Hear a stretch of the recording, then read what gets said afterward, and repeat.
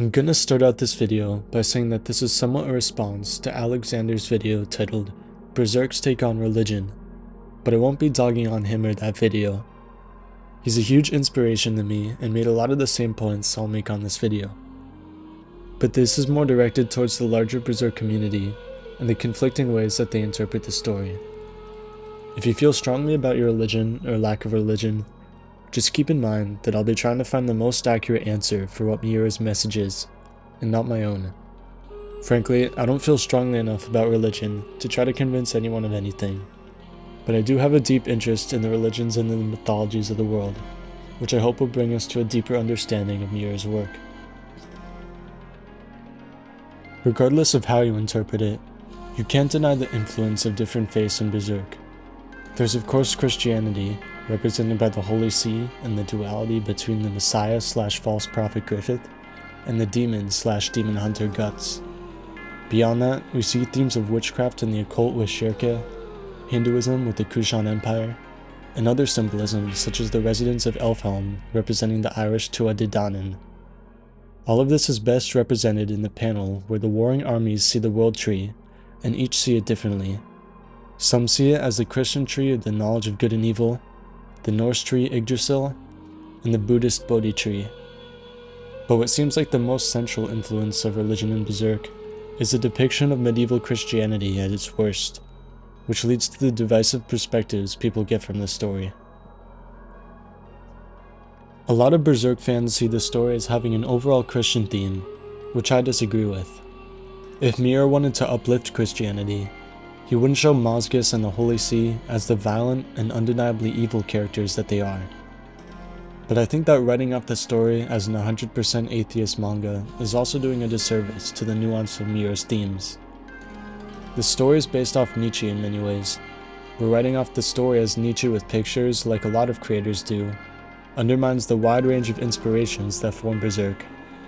Nietzschean philosophy was one of them, but so was Jungian psychology, a wide range of myth and legends, and even shoujo manga. To illustrate the nuances in which Miura handles religion, I'll use a few scenes which I think speak directly to the reader on what the message is. The conviction arc is probably the most damning criticism of Christianity in the manga, and the conclusion shows legions of fanatical followers being killed when the tower is destroyed. The few characters we follow include the group of non-believers and prostitutes, and Farnese and Serpico. Farnese's worldview, as she admits, has been paranoia which she augmented through religious fervor, so when the worst possible things begin happening to her, she's unable to do anything.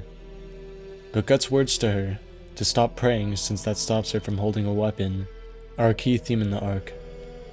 One of the problems with the religious institutions in Berserk is that they encourage complacency in a world that requires collective action against the forces of evil. Complacency is not necessarily religious, but it's rooted in the Holy See's method of teaching. After the smoke clears, the survivors look at the few who escaped the destruction. Jerome says that it must be an issue of religion, that the non-believers were the ones who were able to survive. But Luca had a different opinion. She says that those who didn't give in to fear are the ones who lived, the ones who were proactive rather than retreating into the established religion and leadership. This argument seems pretty inconsequential for the characters, which makes it seem more like Miura speaking directly to the reader. In this, Miura doesn't condemn all religion or religious people, but criticizes the learned helplessness, closed-mindedness, and fear-mongering which can be overcome by not allowing yourself to be swept up in groupthink and dogma.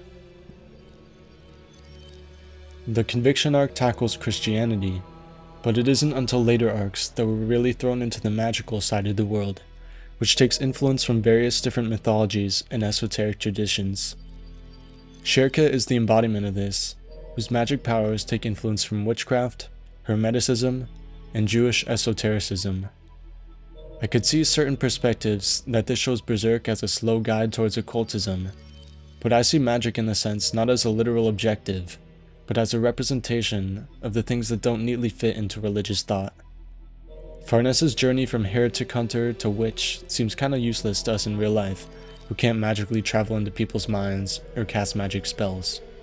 but we can all apply the theme of looking past the closed-mindedness of the perspectives that are forced on us, especially those of certain religions. The most unique religious idea in Berserk is that of the idea of evil, which has to come up in any discussion of Berserk and religion. Even though it was retconned, the concepts, such as beings being able to be born from the collective unconscious, still exist in Berserk, such as the trolls and ogres' existence before the roar of the astral world. The implication that matters the most to me is that hell, or the abyss, being not what they seem.